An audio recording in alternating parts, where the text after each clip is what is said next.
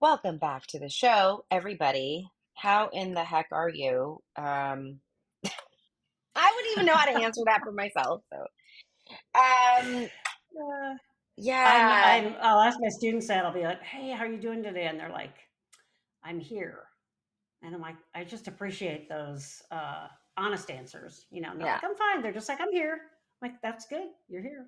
That's sometimes, some days, that's all you can say, right? yeah. I mean, I really learned, and continuing to remind myself. There were for me there were some days where literally it was like one thing, like one foot in front of the other, Yeah, one yeah, where life really felt so big that it yeah. was just one little like one step.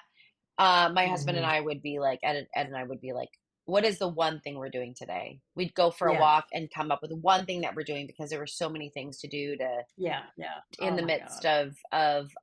of everything. And so, um, For those that I didn't and watch the last episode, really quick, you're in post fire. Gwen went through the we're fires in in post fire. California. Yeah, You know, Dana, and my in the last episode, we were talking about. I was just saying like how my experience in the fire made me think about the experiences of many of my clients. One was just yeah. invisible disability or not being disabled enough because my Mm-hmm. house is still standing in the midst of rubble. So it's not fire damaged, but it's extremely Mm-hmm. smoke and ash damaged. And so Mm-hmm. inside, uh, we're fighting people on trying to fix that situation. But Mm-hmm. because there's not visible damage, it's not clear to people that it is Yeah. Yep. damaged, but we can't live in it. So that the other thing that I found myself doing is really dampening my uh response and my stress and my overwhelm Mm. around other people who had fully lost their homes. Oh, yeah, yeah, And this comparison yeah, of loss, and what I found I was doing was I was completely minimizing the yeah, trauma and the and my own and my own family's experiences yeah, yeah, of how disruptive this is for yeah. us. And what I had to do was I had to start a group of people whose homes are still standing in the midst of rubble, Oh, so yeah, we could yeah, just talk about the things that we're struggling with without having to censor ourselves yeah, yeah. around other people because we did not feel like our loss was as big as their loss. But That's right. functionally, all of us lost our homes because none Yeah, of us are yeah. back in our homes. Right, right. Um, Yeah, we might get right. back there sooner than they will, Yeah, but they will come yeah. back to a brand new home and we will come back to a home that we hope doesn't have lead and asbestos in the walls. God. Yeah, Um, yeah. right? So, but this idea It of reminds me, as you're comparison, saying that though, when yeah, you're comparing to other people, but there's always more of a story underneath. I'm like two icebergs look the same above the waterline, and then you're talking about how they're vastly different underneath, right? yeah, So if you're only yeah, comparing that surface thing, it's a very different thing underneath potentially. And that, in a way, you finding other people that have the same under the waterline iceberg thing is good because you can talk unmetered. You have to have the same lived experience. The same, we talked about survivor guilt when we were texting each other through that's oh, real, yeah, right? real, Yeah. And that, real. but how do you, the episode really is sort of about if you're continually comparing yourself to other people or saying, my experience isn't that bad because X, Y, and Z. I remember getting gaslit a lot by my parents, like, well, you have nothing to complain about. It's not as bad as so and so and this and that, the other person. And I'll be like, well, yeah, that's true. So I got taught to be a minimizer very early, right? But also the comparing thing, a certain amount of that is normal in development. Kids see other kids doing things, adults doing things, try it on for size, see how it fits. But I think you're speaking more to, do you diminish, do you lose a sense of what your own real experience is because you're so busy comparing to others, or you're so busy basing your reaction and what you should be feeling off of the other. Is that right? Yeah. Yeah. To the point where you can actually lose touch with what's really going on for you, right? Yeah. Or Yeah. you do this chronically over time as a neurodivergent person. How many people have I've had that come to therapy and I say, well, who are you really in there? And they're like, I have no idea. I No have idea. no idea. What what do you want?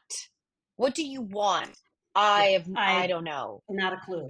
What should I Right. want? Or what do you think I should Right. do? Yeah. Right. Yeah. Yeah. Right. Lots of deflection or Mm-hmm, diminishing mm-hmm, or mm-hmm. dismissal, right? I see this a lot, this comparison, which just I've never seen comparison be used for good. Every time my Mm-hmm. client and I'll put myself in that category. Uh, every time I'm doing a comparison, Mm-hmm. suffering always comes from it. More Yeah. importantly, though, it's not productive and it's not Right. helpful. You Right. know, Yeah. um, I think the other after effect, the thing that gets left is shame.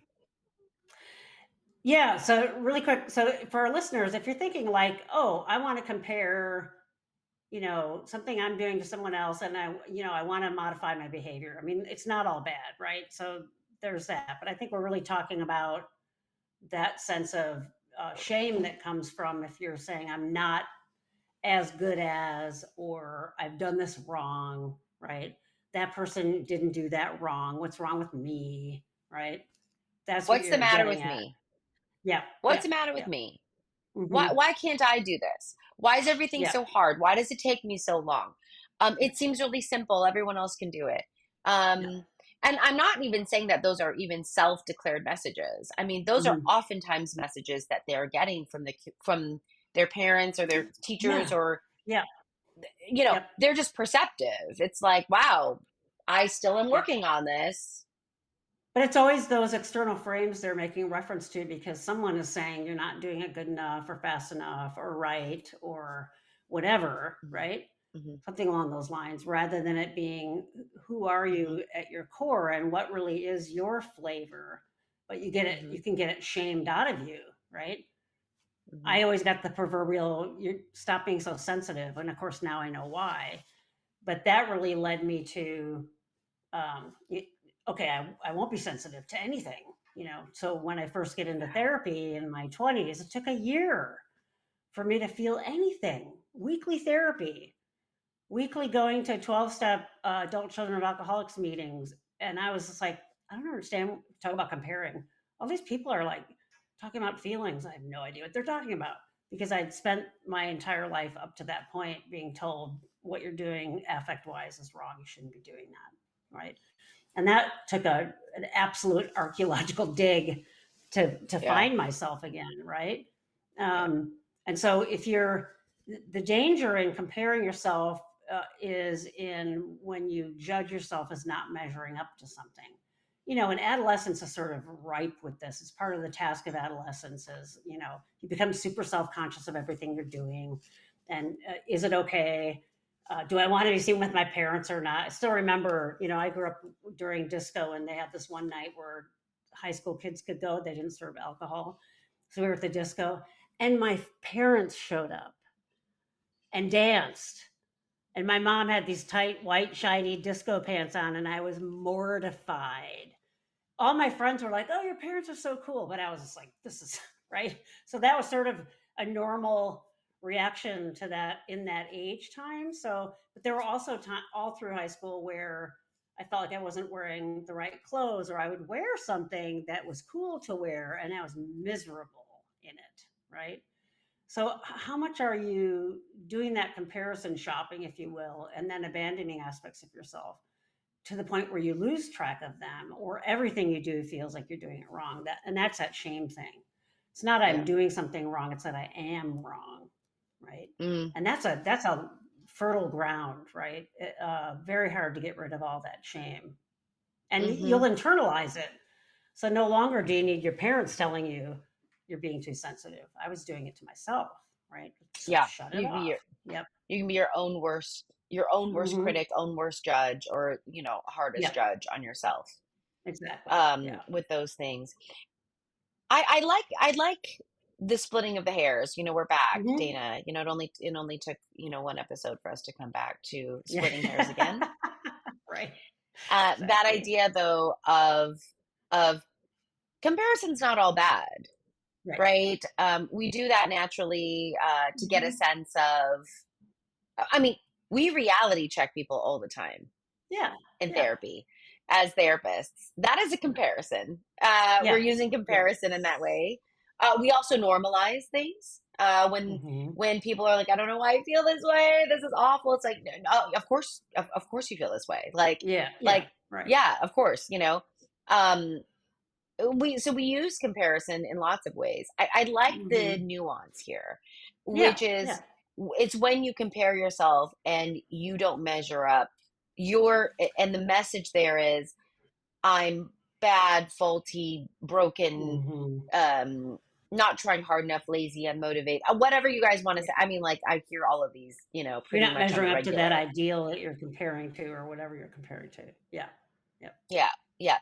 Maybe the other thing too to step back and do is, does this help me or hurt me? Yeah. Yeah. Yep. To get the question, like to know when to use the question. Yeah. Should I, again, there's the should. Um, but that happens. I mean, those are natural things. Comparison's natural. Yep. It is how we assimilate and fit in and do all of these things that, Right. Right. we're pretty wired to And do. get better at things and, Mhm, continue to practice things and so on. Yeah. Yeah. yeah. I'm thinking about a meme that I've seen a million times and in various forums, and it's always laugh at it. It just says something like the neurodivergent urge to give up on something because I wasn't instantly good at it. Right. And it sort of fits that idea of what is it to not be instantly good at something. It means you're comparing to someone who is good at it, and you're saying, if I Yeah. can't reach that ideal, I'm not even going to try. And just so be given the opportunity to take those steps to get there and not be perfect at it right away, and even fail at things but still keep trying, right? But in a way, you have Mhm. to be out from under the thumb of that oppressive thing that is shame. If you're still living with people in your life that are doing that to you, find a way to not be doing that. Some people are trapped in childhood. You're trapped with your parents. If they're doing that, it's kind of hard to get away from that. But if you're doing it internally, that's a great question to ask. Is this helping or hurting me? Just to have kind of those go-to phrases that you can ask yourself to clarify it for yourself are great, right? Yeah. Mm-hmm. Yeah. And that can help, because again, we never want to come at things in this kind of black and white, one size Mm-hmm. fits all Yeah, kind of approach. That yeah, just yeah, doesn't work. yeah, Um, yeah. the alternative to this, or the other phrase that keeps coming to my mind as we talk about comparison, is honoring. How do you honor Ah, yourself? And I think back to your point, if you have complex trauma in your life, mm-hmm. right? Which we talked about the difference between fawning, Yeah, right? yep, yep, Okay, yeah. so fawning and masking, we've done an episode on that, right? Mm-hmm. So the Mm-hmm. outcome the behavior might look the same, but the reason why you're doing it is not, The right? It's same. not the That's right. same, right? That's right. Yep. But you see a lot, like in complex trauma, Mm-hmm. in neurodivergence, growing up in a world that's difficult to live in, right? Mm-hmm. Mm-hmm. You you don't know who you are. Yeah, you lose track of that, right? And Yeah. is what I'm doing okay? Am I okay with it? Is this really a true indicator of how I was born or not, right? And you can only explore that by trying some things and then paying attention to that inner voice. What is it doing to you, right? I could think of one again when I was early in therapy and I was already riding my bike a lot, getting into long miles of cycling, was already swimming every day, and I thought, oh, I'll just add running and I can do triathlons, which I did for a while. I don't have a runner's body. I was never good at running. I was always really slow. And so at first I'd be like, I'm not improving. I'm not as good a runner as somebody else. And then I would do these races. I would get through the swim and the bike really well. I'd start running and inevitably I'd get like an intestinal knot, like a side ache, and I'd have to walk, right? And I think the first one I did, I was really disappointed because I was like, oh, I couldn't, what did I do wrong? Or it wasn't good as everybody else. And my therapist, it just said, it is what it is. It's your race. You're not, she said, you're not racing to like place in the grand scheme of these 2,000 people doing this, are you? I said, no, I'm doing it to prove to myself that I can do it. She said, well, then do your race with how your body is doing the race. And it really shifted something for me. And I did a lot of those races, the run part, I would do some running, some walking, some running, some walking. I'm like, okay, the goal for me is to finish, right? So where is your achieving line, if you will? It could be right next to you. It could be to finish. It could be to start the triathlon. You know, it could be to do part of it. Those Mm, are things you have to keep looking at in terms of finding out what it is for you. It is a good idea to bounce things off a therapist or some other people sometimes because, like, I couldn't see beyond that one where she's like, "Well, why are yeah. you doing this?" Seems so simple. I'm like, "Oh yeah, I'm not doing it to win the race." Um, so those kinds of things can be hard to figure out. You're comparing, but if you are constantly doing that all the time in everything you do, you're living in a really stressful space all the time. Can't do Yeah. this the right way, can't do that the right way. Um, I had it shaped for or illustrated for me once too, which is I want you to visualize your 4 or 5 year old. I even found a picture of myself when I was around that age and framed it. I had it at my house. Imagine you're telling that little one that she's not doing it right. And I was like, oh God, it just hit me right in the gut. It was like every time I would have those thoughts, I'd imagine her. Would I say that to my own child who was like 4 or 5? I would never say that, right? Yeah. Wouldn't say those things to my dog now, right? So, any way you can figure out that has you check in and be more kind to yourself is a great way to do that. Versus,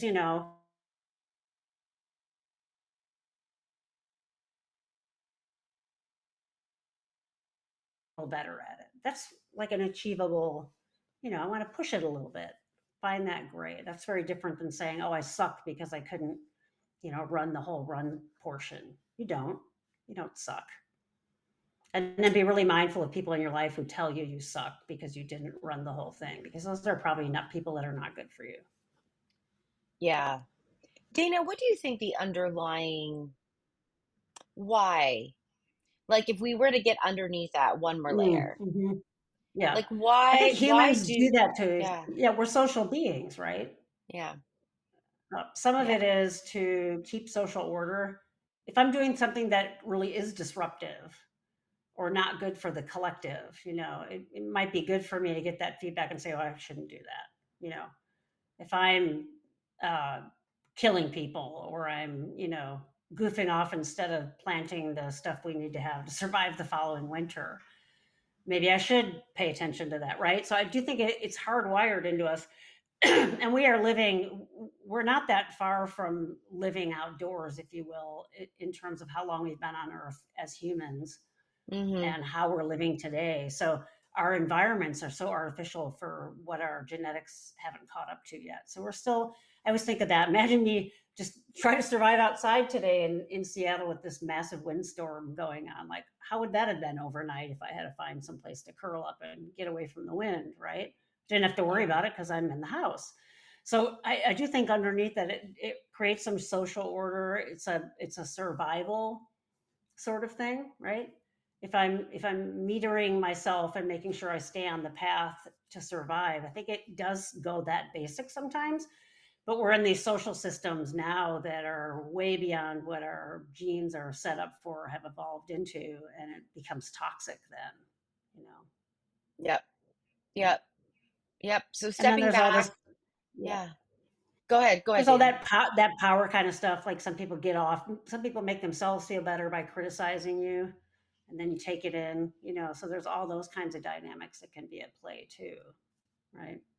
Yep. Yep. Yeah. Why do we internalize? Why do we turn on ourselves? Hmm. Why do we do that? Yeah. And again, I can see on the other side of it, people going, "Oh, that's just an excuse for not." taking accountability for your behavior. Oh, It's well, yeah, some, let me use my our puppy yeah, now as an example. And so our puppy now, in hindsight, we've sort of seen what's happened. We're both a little softer than we were when we had our other dog, who we would have started having 20 years ago. We had Ella. And I was much more, fresh out of being a vet tech, and I'm gonna, train this dog. And in hindsight, honestly, I was more strict with her, and I might have even at times been. I'm just gonna own it and say, probably at times I was mean. Like, what are you mhm, doing? That kind of so fear based sort of stuff. Was she, by the time she's Charlie's age now, much more obedient? Absolutely. But you know what we're seeing in Charlie is she kind of, if a dog can have self-esteem, she has more self-esteem. She has more of like who she is. She's not moving through the world afraid of us, right? It's more like, this is me. And then we're like, we don't want you jumping on everybody, and let's work at that in a way that is affirming, like sit, and then you get a treat, rather than saying get down, get down, get down. Those right. two things are so different. Saying get down and you're doing it wrong is so different than saying sit and then getting a treat, right? So Yeah. that, even if you look at that kind of analogy around how you are with yourself, if you're like, oh my god, I'm so stupid because I did that, versus, Yep. wow, that, what happened there, that I did that during, I must be really stressed or something like that. Oh, poor thing, you're stressed. It's very different way you're treating yourself than moving right into that criticism piece, right? Yep. It's a subtle difference, but it makes all the difference in the world. And we're make it sound a little easier than it actually is to implement. It's hard. If you're carrying around all that internalized shame, it's very hard to do this on your Yeah, because it's reflexive, internal, and private, own. and Yeah, quick, yeah, yeah, right? exactly. It's so fast. I mean, you've already berated yourself before you even became conscious of it, Right, and so exactly. it's really slowing things down. I know this is not necessarily the friendliest technique for a neurodivergent brain, right? Right. Slowing it Yeah. down, pay attention, be Hmm. mindful and intentional about, I mean, like it's all Yeah. the things that they're like, oh my gosh, I have to work more, I have to work Yeah. harder, I have to do, but imagine living in an environment Hmm. and the landscape that Yeah. was just nasty. Yeah. Imagine yourself as that little cute, adorable 4-year-old, and would you say those things to them? Yeah. Whatever works, whatever visual you need in your mind to afford Yep. that slowing down, or even Yeah. catching yourself. Like, you, every once in a while now, I'll be like, oh God, you idiot. And I'll be like, oh, there it is. There it is. Was I just saying that, or do I really mean that? So, that catching yourself after the fact is fine too. Wow, I was Yep. kind of hard on myself back then. Oh, I'm sorry. Saying that internally, that'll start to make a difference as well. Right. Agreed. And you are who you are. We're not all the same. And so doing that comparing is just a recipe for, I'm never going to measure up. Yep. It doesn't mean just being a jerk and do whatever you want, but be mindful of when you are comparing. Is my pain not as important as someone else who didn't have it as good as I do? It's Yep. different. Doesn't mean it's not real, right? Right. Yeah, All right. that's Yep. right. All right, Mm, everyone. Well, on that note, be good to you and be good to others. That's where we're there going you to add go. that. I cut Yep. Dana off the last time. Dana, what did you say about Well, yeah, I was going ET? to say ET was right. Be good, right? Just be good. Be Be good. good. Yeah, just be good. All Be right. good. All right, Yeah. everyone. We will catch you in the next episode. Bye. Bye.